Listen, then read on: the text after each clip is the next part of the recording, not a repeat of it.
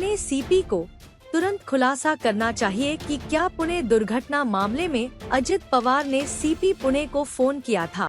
4 दिवसापूर्वी मी एक ट्विट केलं होतं आणि त्या ट्विटमध्ये मी माझ्या मनातल्या काही शंका उपस्थित केल्या होत्या की पुण्याच्या त्या भीषण अपघातात ज्याच्यात 2 अतिशय जवान अशा मुलांनी त्यांचे प्राण गमावले होते आणि ज्याच्यात आपण बघितलं की सगळी पोलीस यंत्रणा ही एका श्रीमंत कुटुंबासाठी काम करत होती।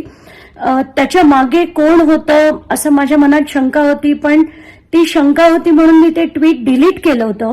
पण आज माझी ती शंका खरी ठरतेय की काय, कारण आताच मी काही जर्नलिस्टचे ट्विट्स बघितले, त्याच्यावरचे पूर्ण ती जी स्टोरी आहे ती की अजित पवारांनी पुण्याच्या सीपींना फोन केलाय असं ते ट्विट आहे।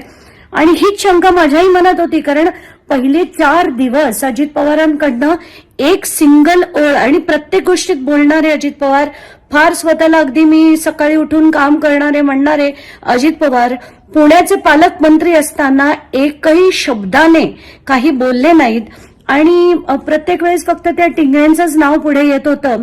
याच्यावर टिंगरेंसाठी काही मला नाही वाटत पुण्याचे सीपी असं काही करू शकतील, पण हा जो सगळी सारवासारव चालली होती ती कोणामुळे चालली होती हा पहिला प्रश्न।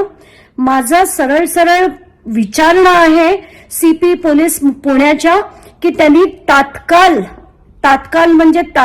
याच्यावर क्लॅरिफिकेशन द्यावं। जर अजित पवारांनी त्यांना फोन केला होता की नाही हे सांगावं, केला नसेल तर उत्तम, पण केला असेल तर अजित पवारांचा ताबडतोब आज राजीनामा घेतलाच पाहिजे।